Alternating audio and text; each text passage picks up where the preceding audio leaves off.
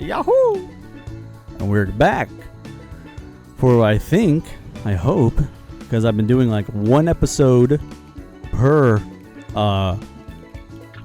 world, what I think should be the final episode of Let's Play Donkey Kong Country Tropical Freeze for the Wii U, which this game I've been kind of working on for a Let's Play for over a year, but it's only because like I play it like once every freaking 4 months. So I did the other one a couple days ago. It was full of skippiness. Hopefully I fixed that. Now we're back. We're going to tackle Last World in Game 2. Game 2. Yeah, Timmy Turner, yeah. Anime English dub. Kirby's played by a girl. Pikachu, obviously, played by a girl.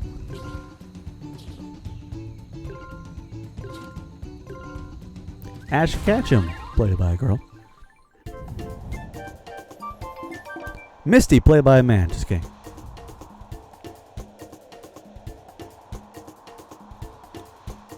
I feel bad, Leo, because it's I can't remember how to say hello and bonjour, or I think bonjour. What's the right accent? Bonjour. I'm an American.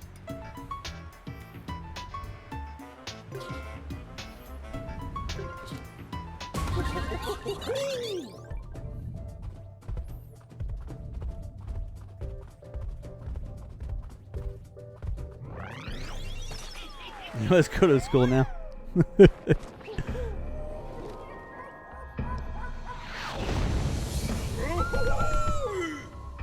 We're back. Donkey Kong Island. But it's not the way we remembered.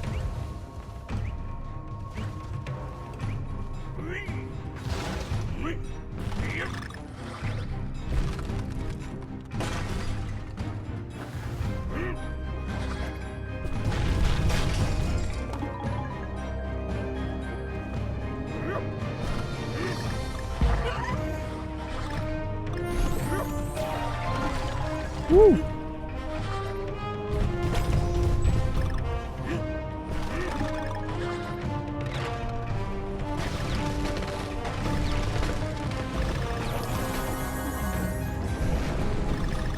Getting intense. Oh my god.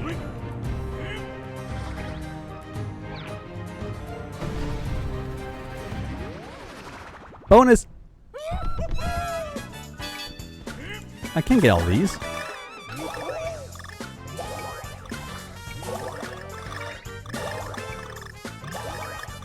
Maybe I can.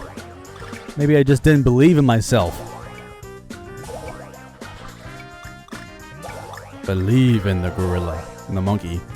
The ape. Dixie obviously isn't a gorilla. Yay! Writing classes? Are you wait a second. Writing classes of what kind? Because I'm an aspiring author. Aspiring, and by aspiring I mean working on a book that hasn't been finished in well over 5 years. So,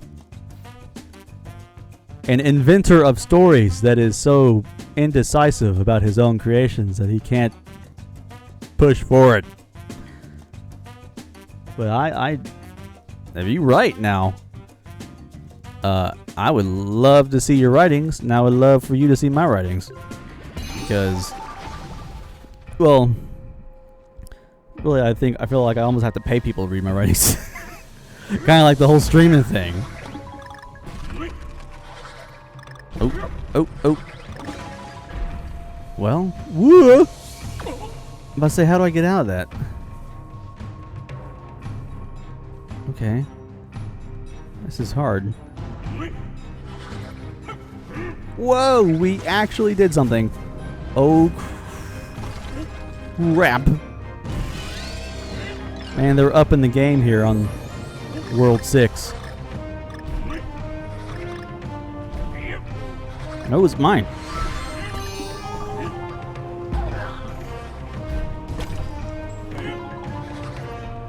Oh god. I know what I need to do to get that, but it's really...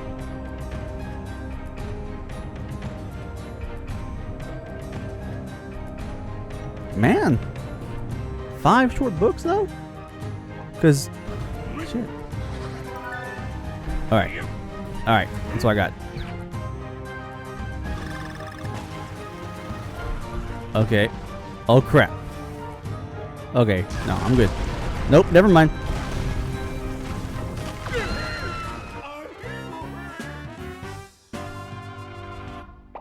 I thought I had a duck. Apparently ducking was the wrong choice.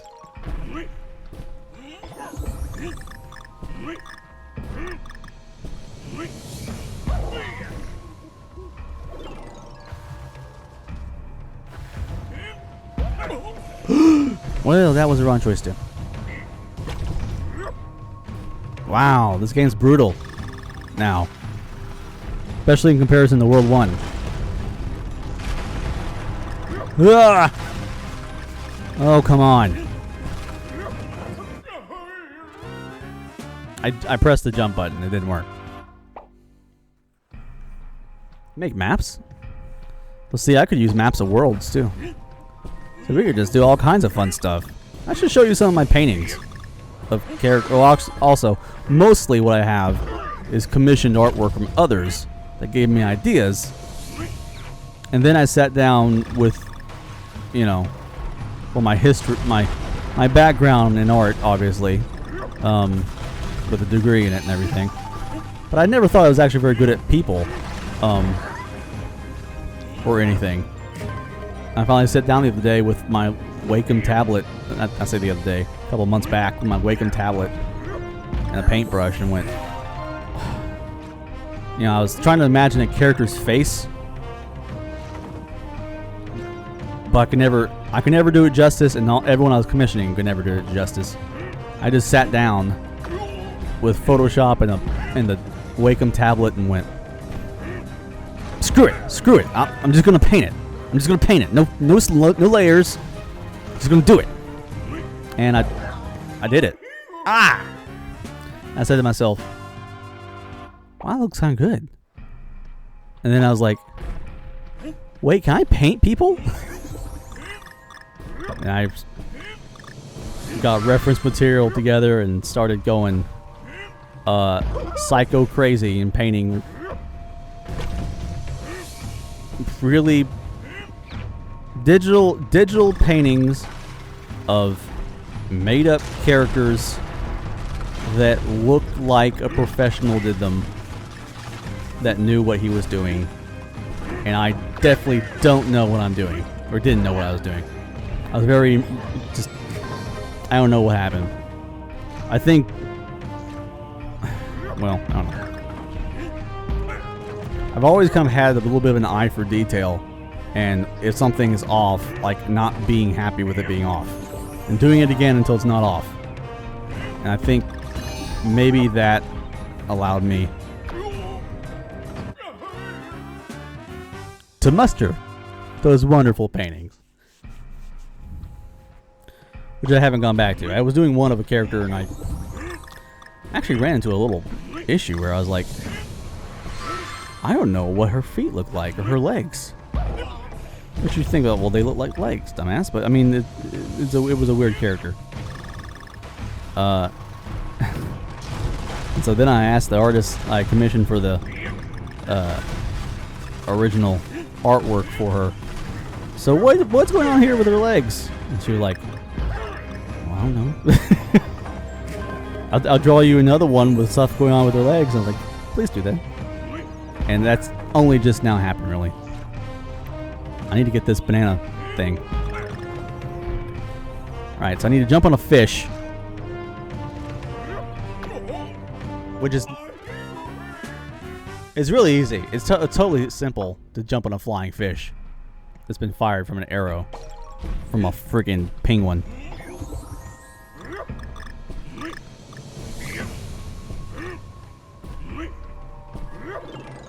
Yeah, I have a degree. I got a degree in graphic design.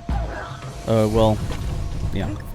Degree in fine arts with a concentration in graphic design, which is basically what my college called a degree in graphic design. And I minored in art history because I had already taken, like, just from electives alone, a surprisingly large amount of courses that I needed for, like, a minor in art history. And so, me being me, thinking, oh, a resume, I might as well just go ahead and take the extra few art history courses, and get a minor, so it looks good. And it does look good. I tell people I'm a Bachelor of Fine Arts with a concentration in graphic design and a minor in art history, and they go, wow. And I go, I can't make any money. But, yeah, the graphic design thing, I went into graphic design because when I was in high school, I discovered Photoshop, and I think the first thing I did was I took a picture of me and my kids, not my kids, my friends as we were kids, like at a restaurant eating, and I found a picture of William Shatner as Captain Kirk holding this envelope. Whoa! Or not envelope, like a pad. And I photoshopped him into the picture, so it looked like he was our waiter taking our order. And all my friends were like, that's amazing, that looks perfect, how did you do that? And ever since then, I was kind of like hooked on that's cool, I like editing photos. I have to wait for it to thaw before I do it. And so I wanted to photo it. I mean, I learned how to do things like, well, damn, they don't give you much time, do they? Learn things like cutting people's heads off and their bodies and pasting them on other bodies and what have you, and photo retouching. And I was like, I want to do this for a living. This is good. I'm actually good at this. And I've been practicing at this since I was in middle school, so I'm going to be extra good at this. That's probably something up there. And everyone I talked to, I was like, what do you do if you want to make money for a living with Photoshop? And they're like, well, you go into graphic design. Liars. Because no. What I wanted to do was photo editing, photo retouching, and graphic design. Well, crap. Is all about branding, advertising, coming up with logo designs and pretty pictures, which I didn't learn until I had fulfilled the incredibly ridiculous requirements to prove that I had an aptitude for art with the graphic design department. So, because they wouldn't let you take a graphic design course unless you proved you knew what you were doing with art. And it was very rigorous. The portfolio you had to assemble for them to all sit down and judge. And so then I got into the classes, and they're like, that's not, we don't do that. And I was like, well, crap. Oh, well. I looked at it this way also. I said, you know what, no matter how bad the economy gets, someone's always trying to sell something. They always need a graphic designer to make them an ad. So I'll always have a job. No. Because graphic design is a heavily competitive field, you see. Apparently, I wasn't the first person who thought that sitting on their ass and playing with Photoshop and making money for a living was a good idea. The market is flooded with people who have gone to school for that specific purpose. And unsurprisingly, a vast majority of them were a lot better at it than me. And also, I had some terrible experiences with some workplaces that kind of gave me almost, well, I always had general anxiety, but they gave me like really bad, like horror bad anxiety about job hunting and the graphic design field in general. Whoa! beat the first level. I learned very quickly. I did get a job at this dental place. They sell it's like a warehouse for dental supplies. Indico, they're called.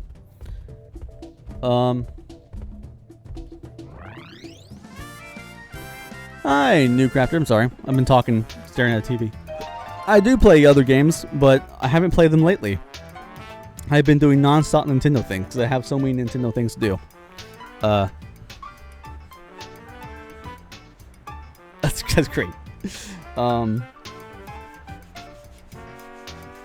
was it? What was I getting at? Oh, okay. Well, this is the thing. This is the thing with the marketing. The Indico, I got the job at Indico, and they really hired me on. Their idea was they wanted me to create the catalog for the dental supplies in a monthly form. They'd always done a yearly catalog, but they really, to increase sales, they wanted this tiny, tiny little. I can't even put the size, like a comic book size almost. Monthly catalog of 3 varieties sent out to 3 different kinds of dentists, endodontists, periodontists, orthodontists, and full of the products that get sold to them that we offered. Firstly, they made me do just, they didn't tell me what they wanted me to do. So for like the first 8 months there, I just did kind of like menial errand stuff. I worked on the website a little bit, updated graphics for it. Their website was terrible, by the way. Or they're using the back end of it at least was terrible. The thing is, I updated it, I made it good, and then 3 months later, she was like, "Update it again." I'm like,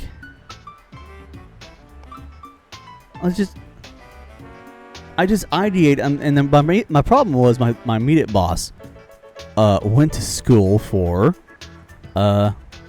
architecture and got wrapped up into marketing and what have you with the Indico place.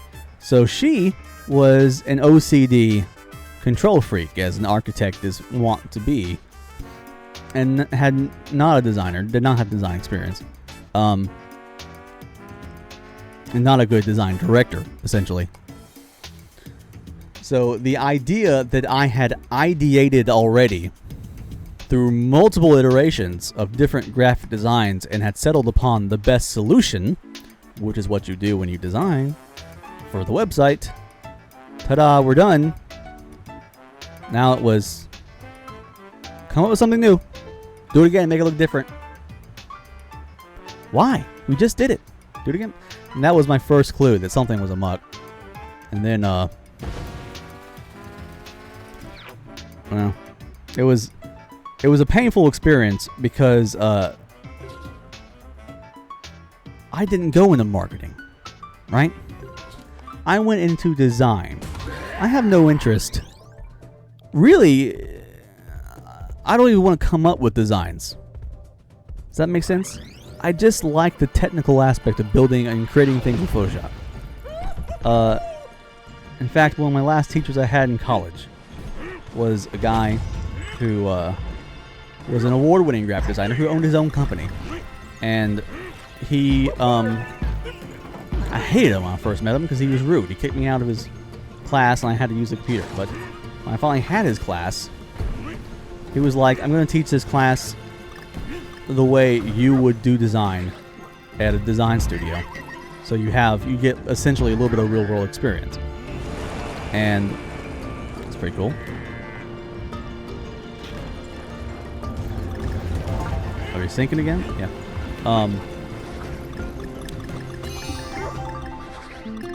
And that was good because I would come up with,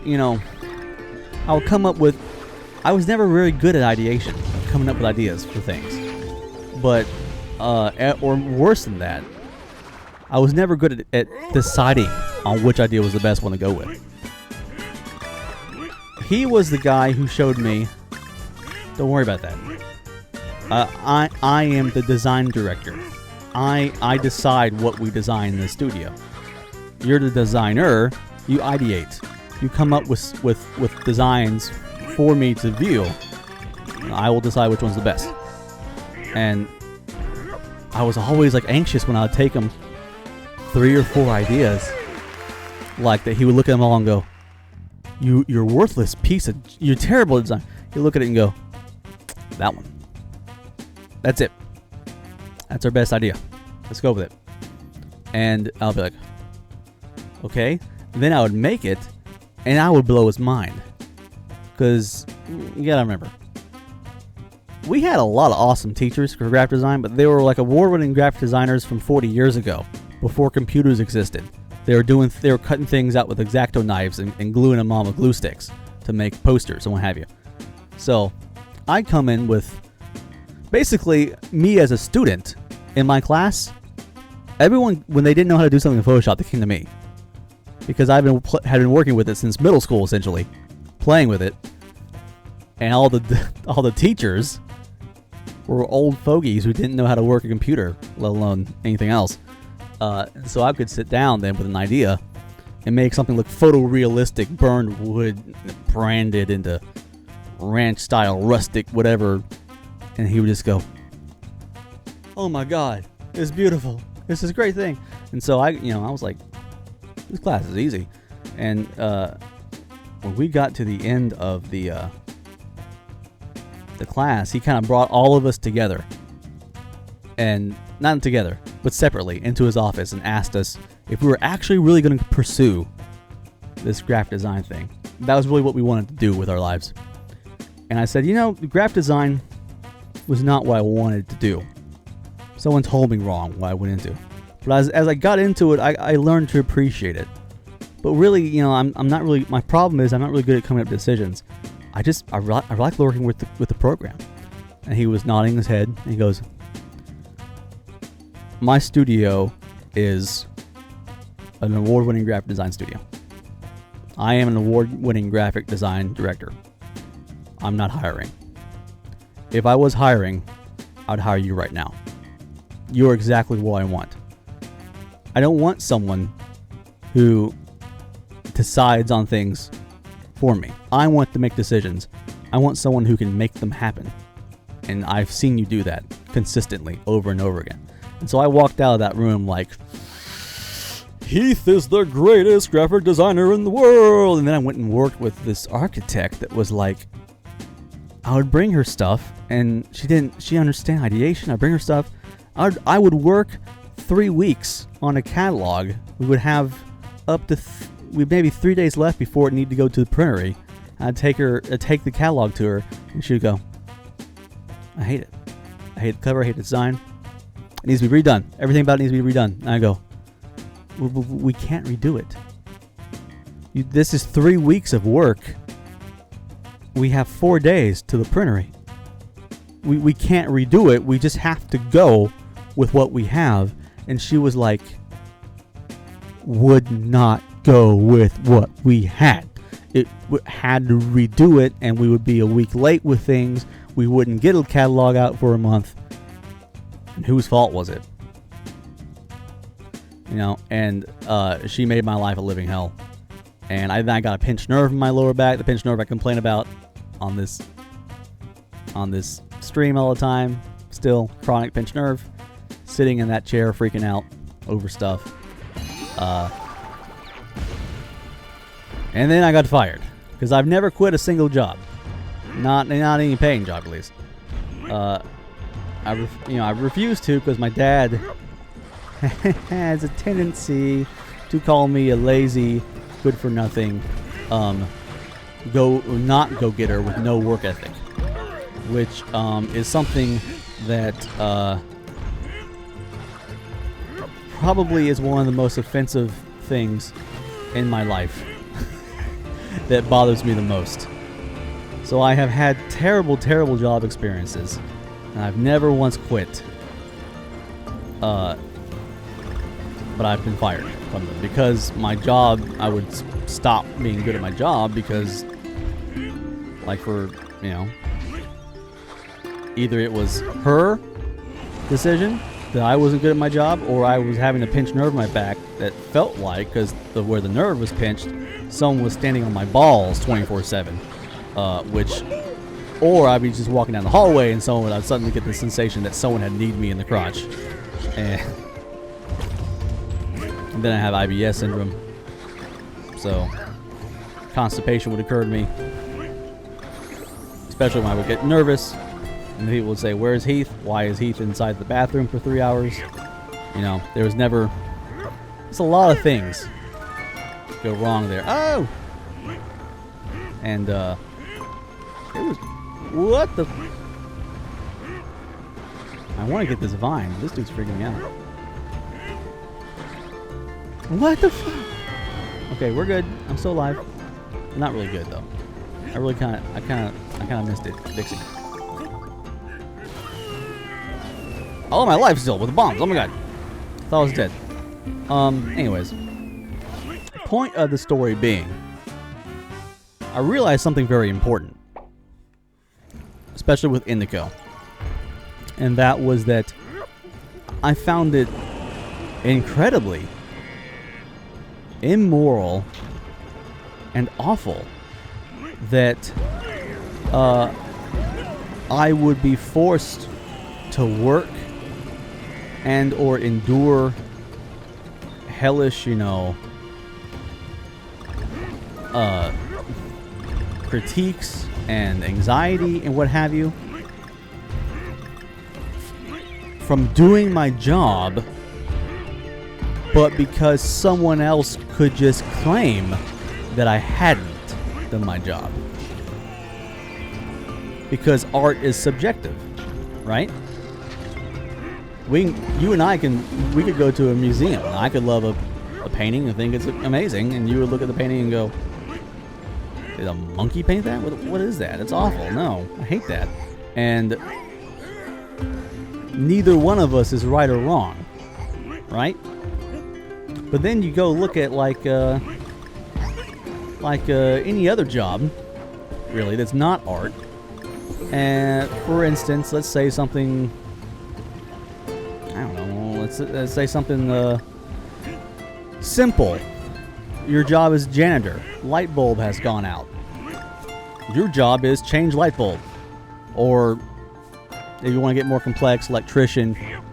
Light doesn't work anymore. Your job, fix light that doesn't work anymore.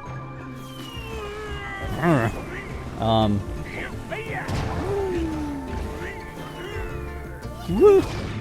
Woo! Got quiet. What do you do with your job? You go and you fix it. You fix the light bulb, you install the light bulb, or you fix electricity.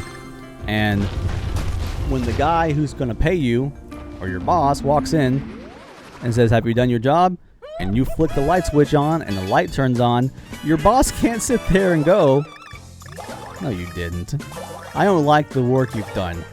It doesn't look like you've changed this bulb to me, sir.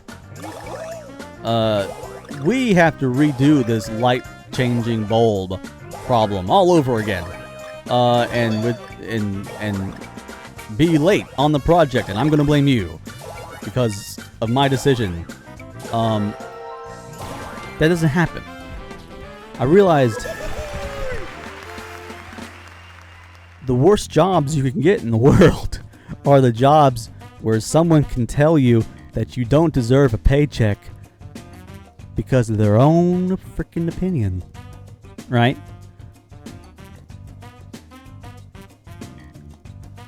That was awful. And so, not only did I have anxiety about doing work, and I guess the part of this I was getting at too was that also I wanted to work with Photoshop. I went to be a graphic designer. Another part of that job that made it very difficult for me was that there was a marketing component to it where, like you said, what happened? I was grabbing onto it. I had to wrangle. I couldn't just get. I didn't just have the stuff to produce the catalog that I was supposed to produce. people needed to send me, companies needed to send me their monthly ads. And, of course, they all had their own ways of sending me the ads. Some of them wanted me to make the ads for them. We just had different setups for different companies. And,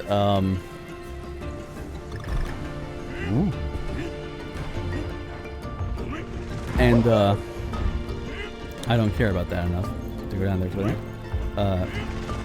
It was chaos, essentially. Whoa, my God. Okay. Overthinking. Oh, my God. This is a hard level to talk through, guys. Let me say. Whoa! Oh, my God. Let me just give me a second. I know I'm gonna forget what I was saying. Is the ship breaking? I thought you were in the background. Oh, anyways. I would get blamed for not having a catalog done on time because I would email or telephone call and leave a message to a company that was supposed to give us an ad, but they would never get back to me. And so I was blamed for cogs in the machine getting stuck that weren't our cogs, which is essentially a component of marketing, right? I did not go into school, into a job to try to wrangle the people who send out ads for a catalog from other companies and stuff just so I could get my job freaking done. That's not my job. My job is to create things in Photoshop. And so what I also learned from that was that the job of graphic designer has merged with the job of marketer quite over the years. They don't just want you to do graphic design. They want you to also be a marketer, get in social media, control that, sell things for them, sell ads for them, gather ads up for people. And I was like, how do you expect me to be good at this? I have no training in this. Not only that, I have crazy ass social anxiety, and just calling people on phones frightens me. That's why I wanted a job where I sat behind a computer by myself and made pretty paintings with pixels. So that's why. The long answer to your question of why haven't I just gone and got a degree in marketing. I hate marketing. I hate marketing more than anything else about the whole job thing. But yeah. Anyways, all that anxiety and everything that caused, in pain. I actually was really screwed up with that pinched nerve, hella bad, for several years. It's still pretty bad. Like right now, it has never not gone away. Right now, sitting here, I hurt. But the hurt is this mild kind of, like someone's going, just not really pinching you hard, but they've got you by the scruff of something, and it's just kind of burning and it's uncomfortable. I've felt that way sitting in pretty much any chair for the past 8 years, I think. Makes doing any graphic design job where you're sitting in the chair for 8 hours hard to do. And also something hard to get past with your social anxiety to go to a job interview to do. Because you already don't want to do it. Because you know it hurts. And you're only going to make it worse. Sitting only makes, pinch nerves worse.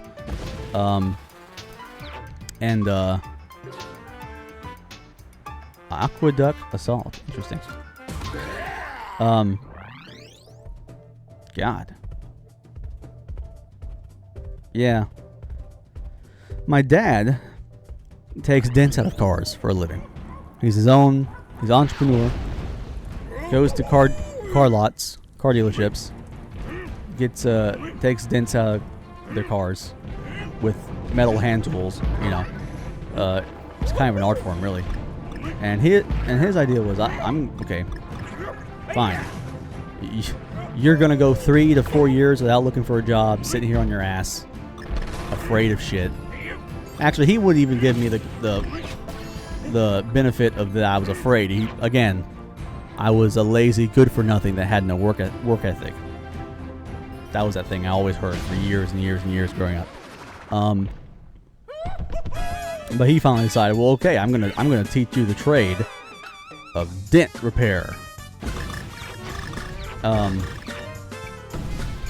And because he has a very specific way that he wants you to learn it, because that's the way he learned it, and also he seems to insist that that's what's needed. But it was, for 6 or so weeks, you're going to spend 10 hours a day in a garage putting dents into a hood that has been screwed into a stand made of 2x4s and what have you, and then taking the metal rods and pushing the dent out, because the art of it is that you have to be able to figure out where the tip of your metal tool is in comparison to the dent from the top view, even though your tool is underneath the metal. And then find where it is right in the center of it and push it back out. And it doesn't just pop out magically. It's kind of like you're bending metal, you're molding things. It's like doing sculpture almost, in a way. He was going to teach me that. Guess what?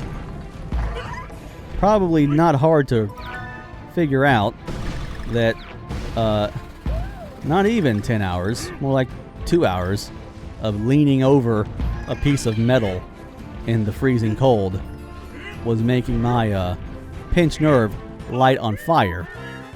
And after, day 3 or so, I came inside the house going just about in tears, saying it feels like there's a broomstick shoving outward from my body right above my butt crack. You know, bending over like this. I can't do this. And he laid off of me, but he instead came up with this crazy idea. I thought crazy, but really, I thought crazy because I didn't think it would work. He said, why don't you learn how to take windshield chips out of cars? And I was like, you can do that? He goes, yeah, here's a kit you can buy, $300. Now you can come with me, and we'll get some accounts at some car dealerships, and you can take windshield chips out of the windshields of cars. You can repair those, charge however much that is per car, start making money. No bending required. And he says it's a lot easier than dents, by the way. You don't have to. I've tried it before. I've done it before. It's not rocket science. And I gave that a shot. It does take a little experience. The more experience you get, the better you are at it. But that's what I've been doing. There's a problem with this job. The problem with this job is that there never seems to be as many chips as there are dents in cars, that's for sure. And also, the problem with this job being that your job hunt's never done, because you are your own boss in a sense. You decide when you wake up and when you go to work and all those things and all the great stuff that sounds like it's perfect. In fact, it was perfect for a long time, especially with my IBS. You know, again, I've been working previous jobs where people have been telling me, you know, why, or yelling at me, why are you been on a toilet and stuff like that. And on this job, I can have a Crohn's disease outbreak on me and go sit on a toilet for 4 hours and no one cares. No one cares. No one cares. And so I was like, yeah, there's great things about this job. But you also, you're working at different places. You're driving your car to these different dealerships. They have their own setups. You have different people and personalities you're trying to appease. You can write down 8 cars with windshield chips on them, and at some places walk up to the used car manager and say, "Hey, I found these cars that need to be repaired. What do you think?" And he'd be like, "Yeah, we need to get those fixed. We're not gonna be able to sell those cars with chips in the windshields. Yeah, go ahead and do them all." And then you could do the same thing, the same kind of situation, to a different car dealership with a used car manager who is a drunkard and an alcoholic and wife beater and many a terrible thing that car dealers seem to end up being more often than not. And he looks at you and goes, "You want me to spend money on this piece of junk car that's been sitting here on my lot for 2 weeks to a month? No, I'm losing money on this car every hour it sits here." And I kind of sit there and I go, but you would sell it faster if there was less problems with it, like if it had a fixed windshield.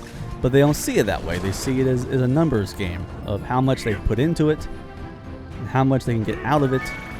And ultimately, really, this is what gets bad about it.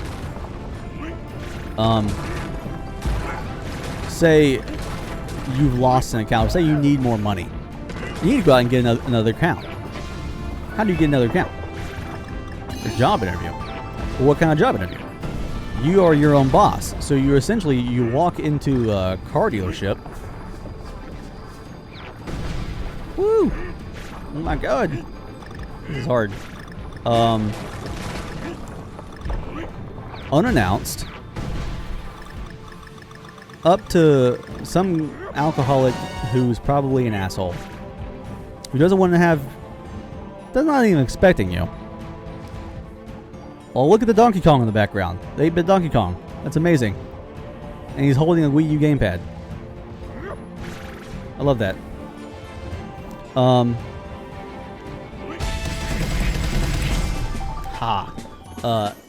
And you walk up to him and you say, "Hi, I'm Heath Rowell. I'm the sole proprietor of Heath Auto Image. I repair windshield chips and restore headlights. I want to do your work for you. I want to fix your cars. And I want you to pay me this amount of money to do it. Oh, you already have someone that does that?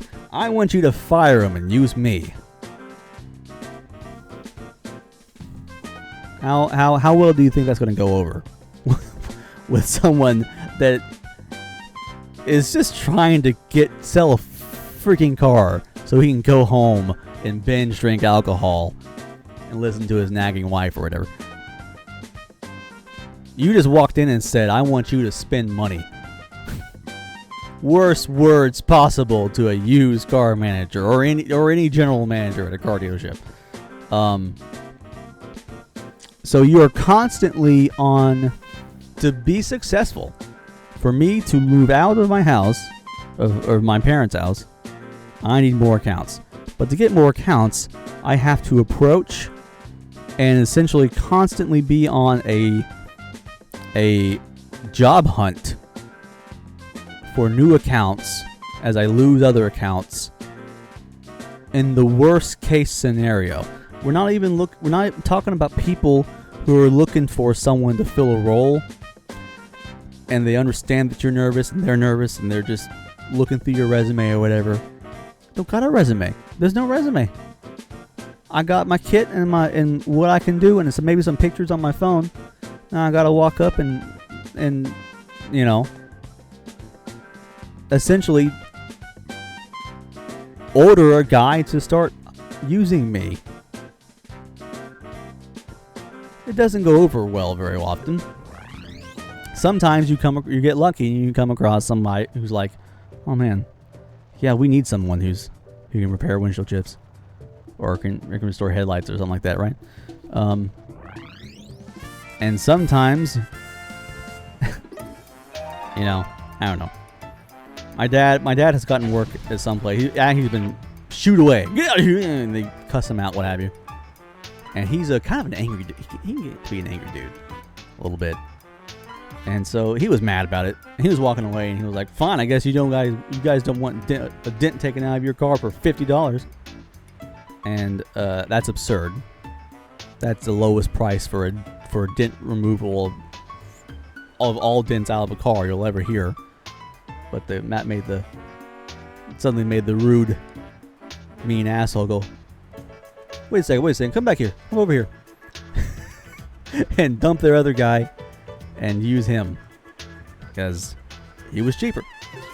And that works on some of them. And then again on others, it's about loyalty and friendship. And I've known Jim, my windshield repairman, for 30 years. I can't use you. And the fact that the sheer fact that you came here and asked me, insults me, and I just don't like confrontation that way. It freaks me out. I don't know. Actually, my dad was really confident that I could get into this one location, but he didn't want to go with me because he knew there was a guy up there that didn't like him. So he wanted me to go and sell myself. And I worked up the courage. It was really hard. I worked up the courage. I went in there. And we were already pretty sure that the guy who was doing the work there already was Jack Morris. Because Jack Morris had always been doing it. He'd been doing that sort of thing, that work there for 30, 40 years. And he has so many accounts. And the thing is, he's not good. Like he uses like a really cheap off-color resin that makes the repair look awful. Ooh. Ooh. And my God, crap. And basically, I can tell a Jack Morris auto repair, or not auto repair, windshield repair when I walk up to it. Like, oh my God, Jack Morris has touched it. It's that bad, right? But apparently, he's just a very cordial guy, and he can woo them with whatever he says. Who knows what it is? But I walked in there, and I was gonna, sell myself and undercut Jack, because it's all about money and all that stuff, and do my best. And I walked up and I was introduced myself. Hey, I'm Heath Rowell. I repair windshield chips and stuff. And I came out here and looked over your cars and see if you have some windshield chips in some of your vehicles over here. Want me to fix them? Guy goes, we got a guy. I went, yeah, who is that? Is that Jack Morris Auto Glass? And he goes, the guy just kind of stares at me for a second and leans into me and goes, how much is your mortgage? And I went, what? And he goes, how much is your mortgage? And I was just confused because I was like, I don't own a house. I don't have a mortgage. I didn't know how to respond. And he goes, I was like, and he goes, none of my business, is it? None of your business too. Get the fuck out of my car dealership. And it was like, worst case scenario. I was like, shit. That guy was about to go fisticuffs with me because I had the audacity to assume that I could ask who was doing windshield chips, because I was going to follow that up with, hey, you guys do a good job. You would look out there. It's the wrong kind of resin. I'm going to do it for $10 cheap. Didn't get the chance there. I was later told by someone else that I was, for that car manager, I was also the wrong color. You get a little bit of that over here in Memphis with Martin Luther King Jr. was shot here and stuff. And there's people that they get a little bit successful and they'll hold it against you if you're the wrong color. They don't like you being successful either, or especially being successful off of them. So that's what the explanation was given to me later on. But I was like, I don't know. Still, I am essentially terrified of my own job. or getting more work at my own job. So I don't have enough money. I make peanuts, enough to pay for maybe my health care and some video games. My health care being pretty expensive because I'm a type 2 diabetic with Crohn's disease and a pinched nerve and ADHD, and it goes down the list. Yeah, anyways. That is why I am a 29-year-old man living with my parents. With no significant other. Broke as hell. And spending every loose change of cash I can find, and possibly some of it that I don't have, on the equipment to make a really nice stream of video games, on the ridiculous off-chance hope that someone might be entertained enough or like my conversations enough, my monologues really at this point,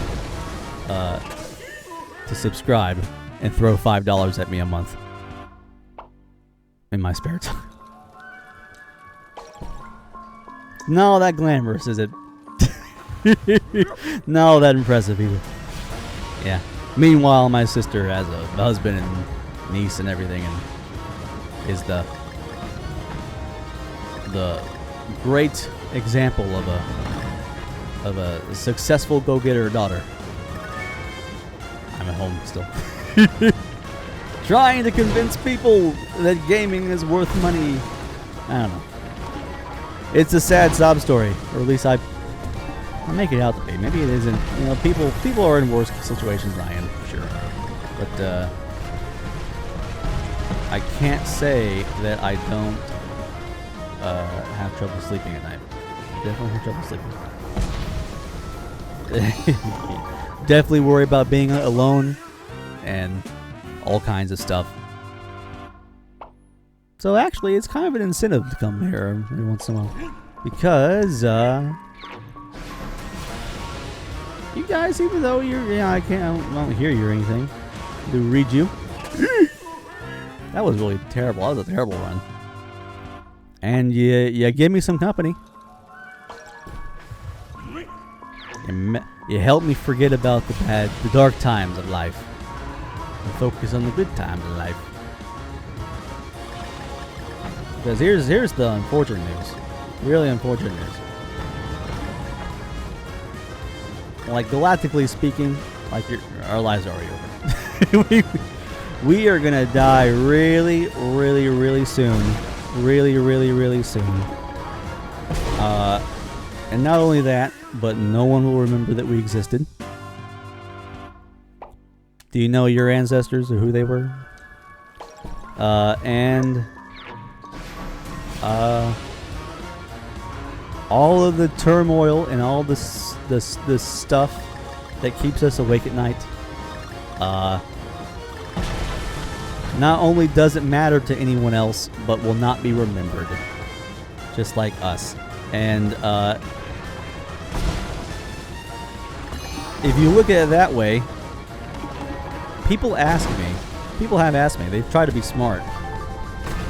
They go, oh, look at Heath. He thinks he knows everything. He just talks nonstop about all these things. People have asked me, Heath, what's the meaning of life?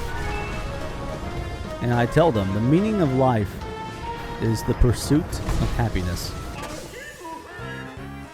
And they go, what? I tell them that we're here. We didn't ask to be. You know, we just got thrown together in a womb, spat out crying, and now we suffer. We suffer through life, and we will suffer and kick and scream like little babies still, right up into old age, or until cancer or death takes us so swiftly it's not even noteworthy. And everything in the universe is trying to kill us. What is the purpose of life? The purpose of life is to forget that and to find something in it that can make you happy and can continue to make you happy. And to therefore find happiness. And if you find it and then you lose it, then you find it again. It is the literal life, liberty, and the pursuit of happiness that they speak of in the Constitution, that all people have a right to. That is the purpose of life. If you don't, I feel really bad for people that live in a country that they don't have that in their Constitution, because you don't have a right to be happy in those countries. I don't. Wow. There's that's dark. That's a dark place to live. You know, when your government doesn't even recognize that you ought to at least try. Now, you don't have to. You know, no one owes you anything, right? You don't have to be successful, but you should at least be able to try, right? That's life. That's the purpose of life, to pursue happiness. I'm pursuing it. I pursued it in various different ways, from radio dramas to writing stories to art to streaming. And it seems a long ways off to me still. But you guys around, watching the stream and keeping me company, listen to me say crazy stuff as I ride barrels of ridiculous bull with a monkey on it, and I keep hitting that. I don't know why. It makes me happy. I forget about all those other bad things, and I have fun. And a lot of the times I don't even care that I don't have a subscriber. So, yeah, thank you for that, actually. Probably should go ahead and say. Maybe that's what I was getting to. But you know, I'm a big manly man, a big tough guy, so I have a hard time saying thanks. Even though we probably should all say it more often. There you go. That was my spiel. So, now I have to read all the comments. Oh my goodness. I haven't been looking because I've been, you know, barrel writing here. No, I don't think I could write a book about my life. Because I think a good several years of it were wasted sitting behind a computer, doing nothing, being afraid of not only work but also of making friends and getting dates and having general anxiety about all things. That was and probably is still the vast majority of my teenage through 20s of years. You could probably find someone who would argue very strongly that through most of my life I haven't lived. And I would have a hard time arguing against that, actually. So, I don't think I could write a book about it. I think I could write a book about my ideas. Because when you're alone, you have a lot of time to think. And I've been alone for a really long time, it feels like. But, you know, who am I to listen to? That's also nobody. I'm nobody.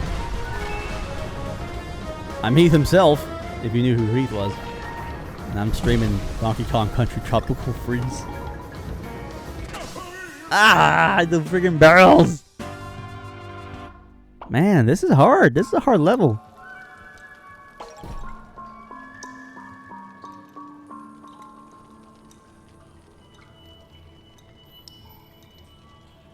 That's cool. That makes me feel better, Cat. Why am I being painted purple, though? Or green?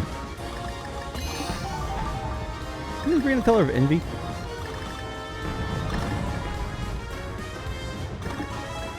Come on. Been like on this for like 30 minutes, haven't I?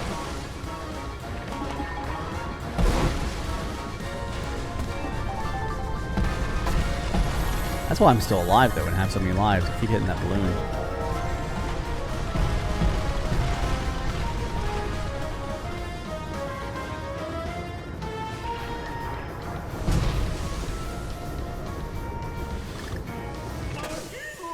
It's that freaking blast snowball that keeps killing me.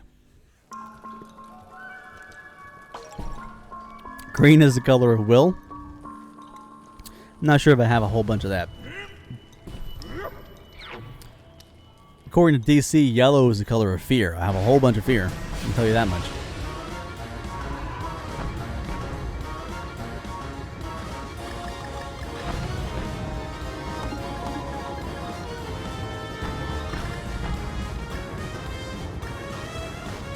Anyway, I have all kinds of, I haven't talked to you all that moment. I mean, I just mentioned the book thing.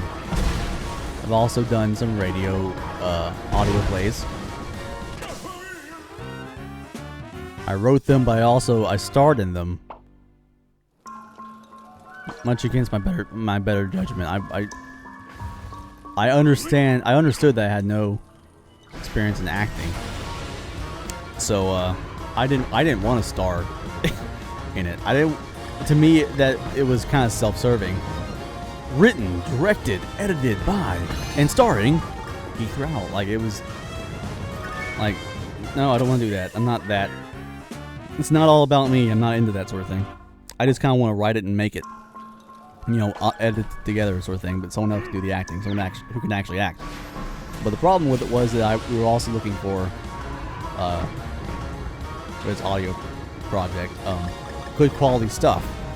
We were trying to make something that you would believe someone spent hundreds, if not thousands, of dollars on. Damn it! To make a professional production for your listening pleasure. I actually ended up, I think altogether with all the things I bought and all the sound waves and licenses I bought for things, I probably did spend over $1,000 on the preparation and production of episode 1 and 2 of Revenant White, which is a monster mystery audio drama, starring me, because I had a producer on it named Adrian Grady, who was also going to star in it eventually, as her character got introduced. Who, she has contacts all over the place, she knows all kinds of things. But basically, she was producer on it, and she kind of went, Heath, I think you should play this main character, Alex. No, I don't know anything about acting, and especially voice acting. And she went, you have a podcasting microphone that sounds like professional quality, right? I probably should have dipped lower than that. I need to go under that second to last ball. Anyways, I said, yeah. And she goes, trust me, I think you should do this. And so I did it. And Ross, who comes in here every once in a while, he's Sailor, Sub-Sailor, still plays on his stream. Still kind of pesters me for episode 3. And I do want to do it. I mean, I want to do it. But I'm having writer's block, and B, also, I haven't talked to Adrian, who was my producer, in like solid month, if not 2 months. And it's not just talk, it's also, I've tagged her in things on Facebook. It's always been hard to get in contact with her, because she's always busy with other things and her own projects. But recent taggings of her, I mean, they used to be able to tag her on stuff and get a comment or a like or something. She stopped liking and commenting things because, we're a little bit politically opposites, I would say.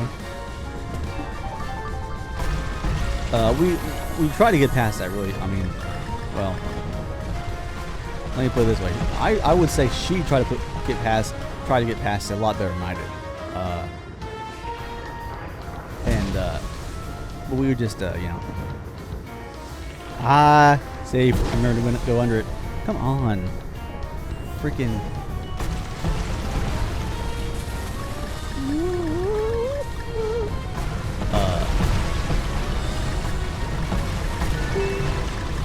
Political things, what have you, and I think I pointed a tweet or a post at her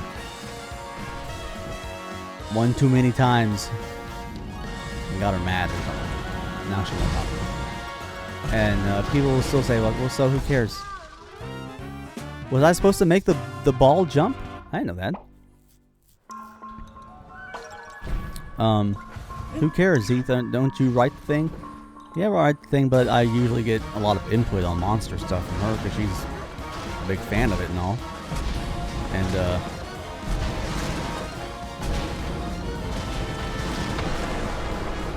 just didn't really feel. I'm not really confident in my own. I thought that was gonna stay. Bridge would stay there.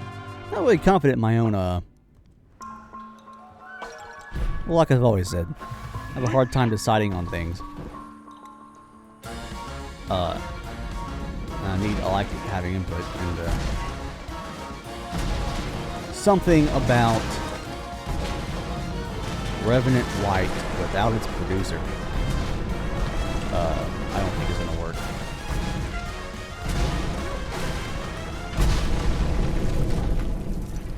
End of level. Holy crap. After how many friggin' trials and errors?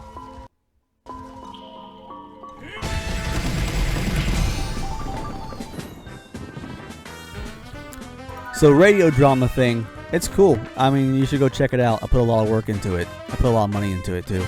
RevenantWhite.com. There's some artwork I commissioned for it too, stuff like that. That was gonna be the big thing for a while. Like that's gonna get us big. Gonna get well known. I put out the 2 episodes and just no dice. No dice, no one cared. Like most things I do, no one cares. Hey, what can you do? I don't really know what else to do other than keep trying, right?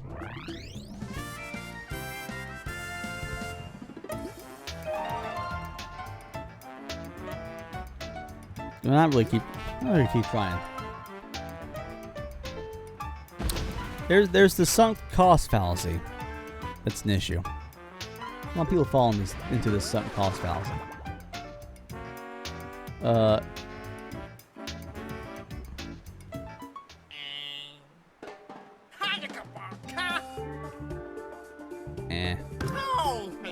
The sunk cost fallacy is the idea that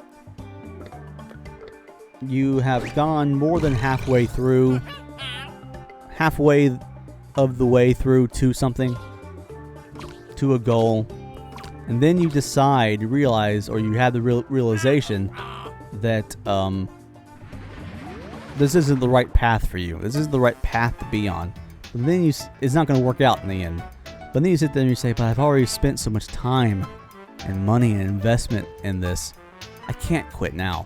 I have to keep going and see it through to the end. And it will all work out then.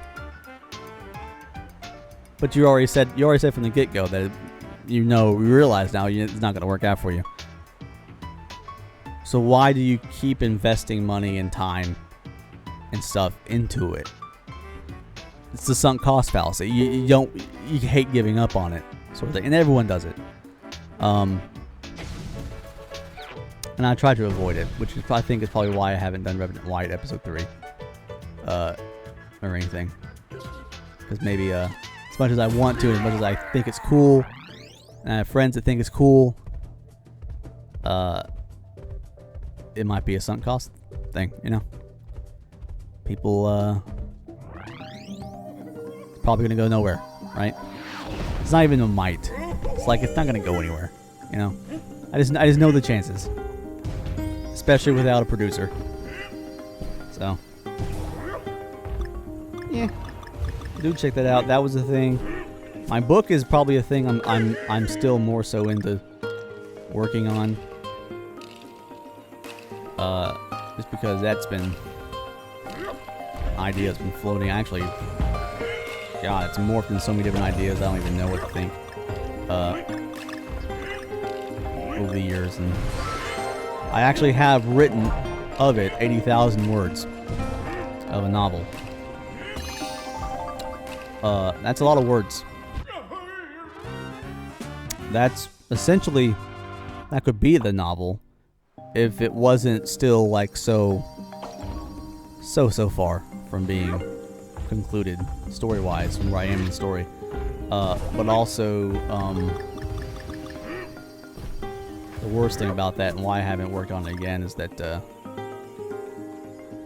they tell you, if you read about writing stories, writing novels, hurry up and get it finished. Don't worry about editing it. Don't worry about whether or not it makes sense or anything. Get your first draft done and work on the second draft also.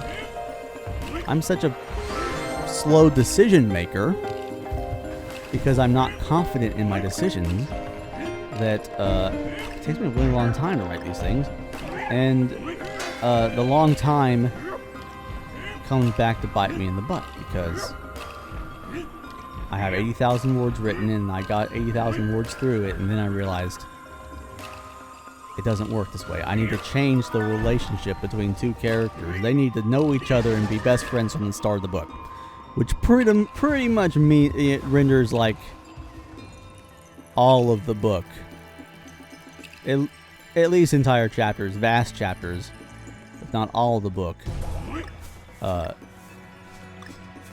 obsolete, bad, old, can't be used, must be thrown out, must be rewritten. And I spent a lot of time already writing on that and perfecting stories and perfecting wording and perfecting sentences so it reads smoothly and what have you, and or sounds poetic and interesting. And then that happens to me. And I go, see? Wrong judgment. Ugh. And then it gets me, whoa. Damn, I didn't even know I could dribble off that. Gets me, not just upset with myself, but like I'm fearful about writing on it even more. So, that hasn't been finished yet because of the fear of the sunk cost fallacy. Sort of thing. Yeah, I don't know. Maybe you could read one of my stories sometime, Kat, and tell me what you think. Well, actually, the one that's closest to be finished, the closest one to being finished was a short story. It was that was never actually. It was going to actually go out either after the main book or kind of as a freebie introduction. I hit the ground pound. Or as a freebie introduction sort of thing. Just sent out to people to say, here's the free short story by the novel now. I think it was Ross. Who said, yeah, you just need to hurry up and write something and just get something made so you can build an audience of interest. And I went, yeah. So I started working on. I've worked a lot more on the short story thing, and unfortunately, the short story thing started to become a novella.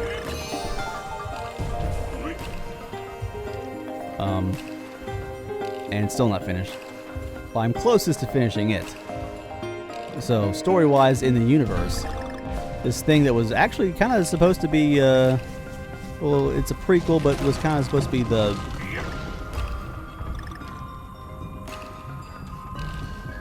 a secondary side story to the book. Not necessarily the thing you read first, but you read the novel first, and then you read the short story and get like the prequel backstory on one of the characters, what have you.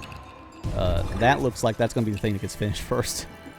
And maybe the only thing that gets finished, for all I know. Who knows? But, yeah.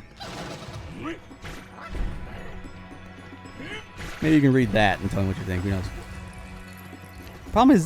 The problem is, I don't know.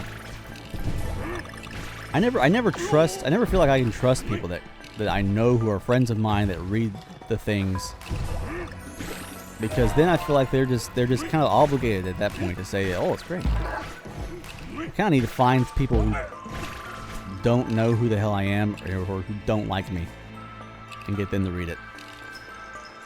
Another thing about me is that well, this is just people with ADHD in general. I can't stay concentrated on a paragraph when I'm reading in a book. I find myself reading, and then I go back and I realize I've passed 3 pages, and I don't remember what I was reading, or what happened, and I have to go backwards and read again. And damn it, books take twice as long to get through, so I don't read books. I am an aspiring author who doesn't consume the material that he's making, right? So that then worries me, because I'm self-aware as an artist, for instance. I first started to draw something. The first thing I ever drew was a little Yoda, a little drawing of Yoda around episode 2 coming out, and it was not good. It was not a good drawing, but I thought it was good because I didn't know what made a good drawing, and everyone I talked to said, "Well, that's a good drawing." Everyone I showed it to, because they're being nice, and on one end that was a good thing because it made me keep drawing, and I got better at drawing, I got better at art. I thought, I got good at something, but I also look back at it and I realize, damn it. This is hard. Just come over here. I realize now in retrospect, it has a name.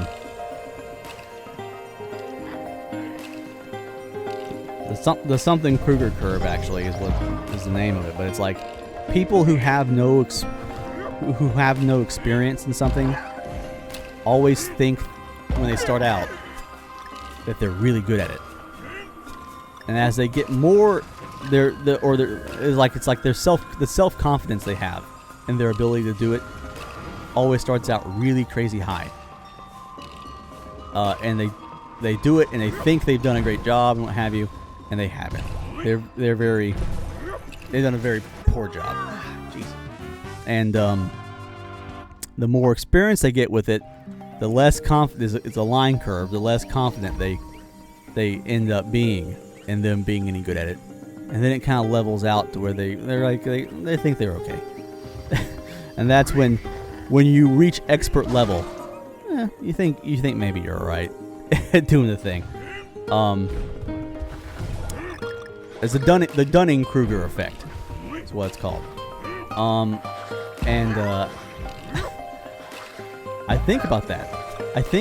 I don't read books. I don't know what makes something well written or what makes something a good story by, a professional author's standard.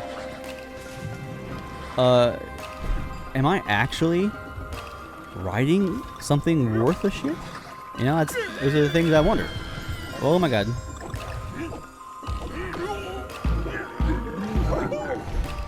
I'm about to die here. And so I rely on, or at least I feel like I rely on other people to read my stuff and tell me if it's any good, but I can't find anyone that wouldn't do what I did or what was done to me when I was first started drawing, which was, show it to your mom and dad or what have you, and they tell you it's great because they're your mom and dad, and it's not great, right? And maybe I could have afforded to have such encouragement if I was an aspiring writer and 12-year-old or something, but being 29 and trying to actually have something written and published, no. I mean, I need it to be good, because there's people who, like I said, they don't like me. They're actively looking for me to fail, and they're going to take a lot of pleasure in that. And I also, if I'm writing it to be a success and make money, I need it to be successful and make money, and not to be published, to be forever known as a bad story, bad piece of writing. So, again, one more reason why things have stayed unfinished in that area. But I am very impressed though that you're like you're still here, Cat. I'm sorry, I haven't been looking at the chat room. That you're an aspiring. Just son of a. What? It just falls. It just falls. Aspiring author, because it's something I've aspired to do and something I'm not very confident on with it. But it's been one of those. It's one of those things to try to make a little money, to be successful in life. Woo!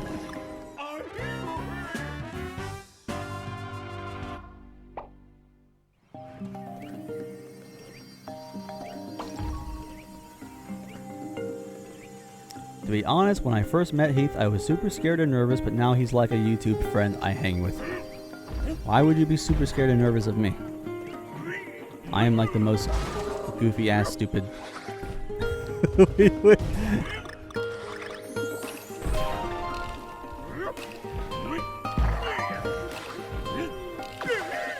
I got nothing going for me. I can make it look like I got something going for me. On a YouTube stream, I'm great at quality and production value because I'll spend money I don't have on it. It's kind of the interesting thing about life too. Also, they say money can't buy you happiness, but I take objection to this. As a very broke man, living 29 years old, living with my parents, with no significant other ever in my life, and too afraid to go out and find one, that I have yet to find a problem in life that could not be solved by money. And that comes from every angle. Whether you are, you are trying to make your string production look more professional, buy the right gear, you have a successful looking professional stream. Money, solution solved, solution to your problem is found, happiness obtained, right? Maybe in relationships even. Maybe you're not the best looking dude around the world, but if your happiness is a supermodel of a girlfriend and something like that, and you are really wealthy, look who wants to, look who finds you interesting and wants to give you the time of day.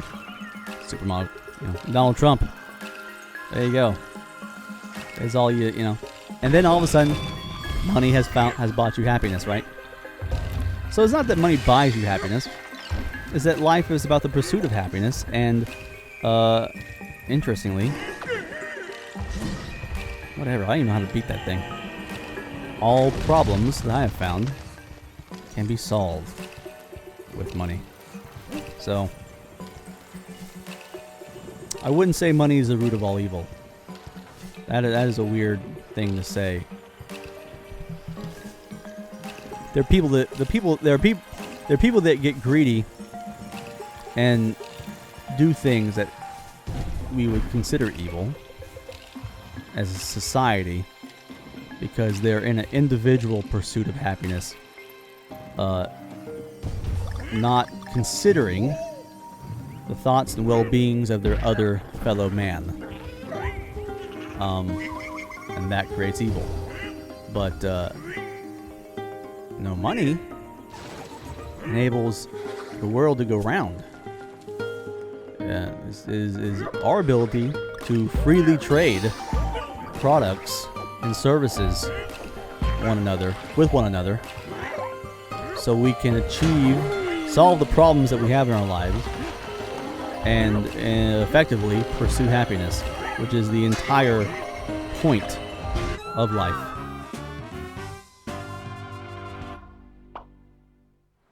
So I'm a capitalist in that sense. Not that I endorse greed or anything, but I'm not blind. I know how the world works. I know what I want to do, and what I need to do it. And getting it's the hard part. Hopefully you won't have as much trouble as I have.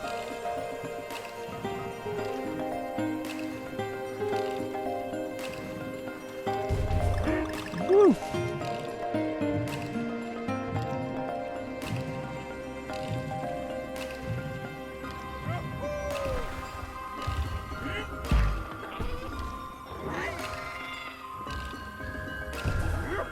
And then, of course, there's some things that money can't solve. You know, it's very likely I, knowing me and the health history of my family, that I will likely come down with some form of heart disease, dementia. Oh my God, cancer, what have you? Who knows? And there's just not a cure for it. You know, it's gonna get you, and that's gonna be the end of us. I was holding the R button, and you're gonna be unhappy there. And money can't buy you your way out. Just ask Steve Jobs. All those people that believe there's like a conspiracy and there's like the rich of the world secretly hold the cure for cancer, and they won't get Big Pharma won't give it out to people. Why did Steve Jobs die? I mean, who was richer than Steve Jobs? I think Bill Gates. That was it. And then cancer. He gone. Yeah. So there's some things we can't buy. There's some happiness we can't buy. But also, none of us will live forever. None of us want to live forever. This is the thing. And I'm serious about that. It's not that we do want to live forever. We want to live forever in paradise and always have new experiences and all that stuff. Problem is that doesn't exist. That is a fiction. And the universe. No. Come on. If I had the uplift going. The truth is, we live in a universe that's expanding. Expanding universe. And as time goes on, the arrow of time will continue to point in the direction of entropy, which is people describe as chaos, but it actually has more to do with the dissipation of heat in thermodynamics. That systems of order and energy decay towards disorder. So if you have a bunch of heat gathered and a lot more room, the heat will dissipate. And that's the direction of the universe. The universe will inevitably get cold and unsupportable of life. And if you live forever, that would suck. You would, there will literally become a point in time in the future, trillions upon trillions of years from now, so far in the future that we might as well not worry about it, because it will basically never happen for us. I think the whole human race will be extinct by long before then. There'll be some point in the future where nothing happens. There's just a bunch of black dwarf stars that aren't putting out any heat. Maybe every couple of light years, the occasional flinging electron. Because the universe expanded so long that everything is dissipated so much. And just there's nothing happening. There's nothing happening. There's nothing going on. You know, depending on if the proton decays, the lifetime of the proton decays, there may be some quantum tunneling that occurs, and some stars may end up being called being turned into something we call iron stars, which are they're just big. They transmute essentially over pure chance into big balls of iron floating through space alone, not really all that interesting. And that'll be it. That'll be all that happens.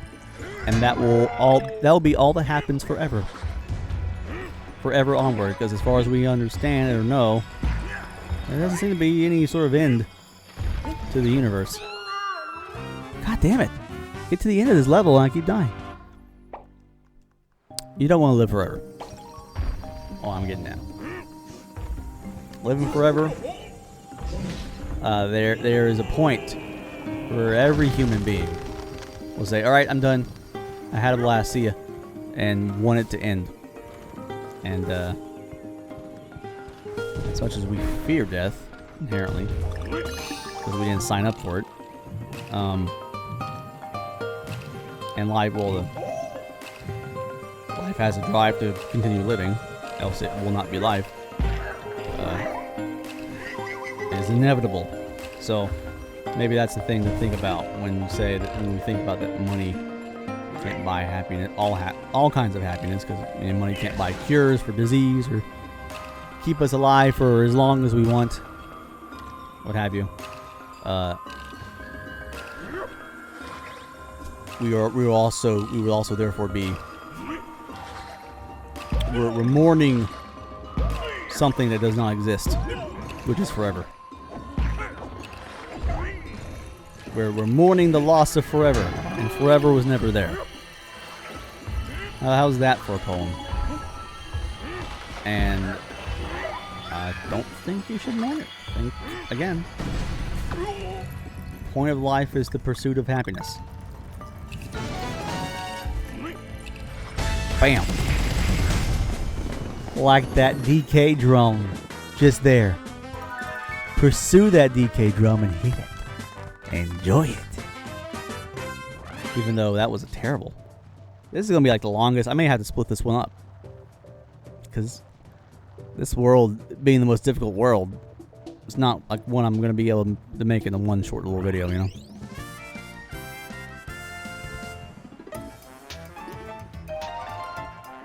We're just getting rocketed off from one place to another. 6-5. 6-6. Damn. I think I'll stop it there. I mean, geez, we're just gonna keep going. Thank you for joining me. Listen to me yabble and javel about my problems, my reasons for streaming, why I enjoy streaming, and why I enjoy you, and why, well, my thoughts about life in the universe.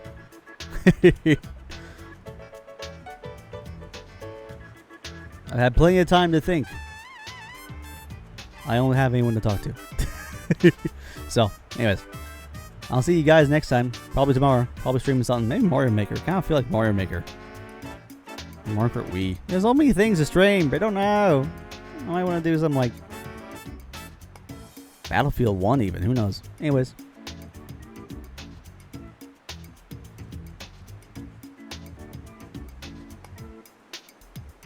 Oh. Of course I'm still here, mate. I support you and besides your goal. Well, thank you. I don't know if I'm cool. I'm pretty sure within this stream or the last one I have video evidence of non-coolness going on in the form of Bat Mario. Not gonna be impressing any ladies anytime soon with that one. But I had fun with it, right? That's the best I can do. I'll see you. Night night.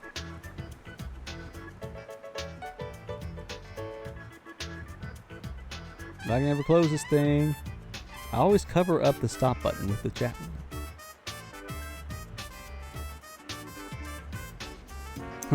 I low-key finished a chapter of story while listening to you. That is kind of cool. It is cool. I mean, it's cool that you finished the story.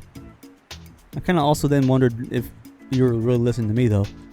Because I couldn't write and think of all that crazy stuff at the same time. But hey, I'm happy you got, the chapter of the story finished.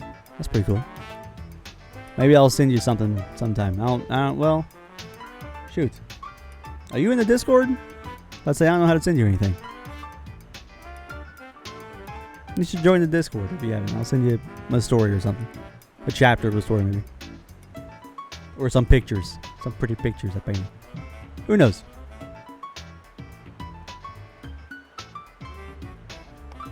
I see ya. Bye-bye.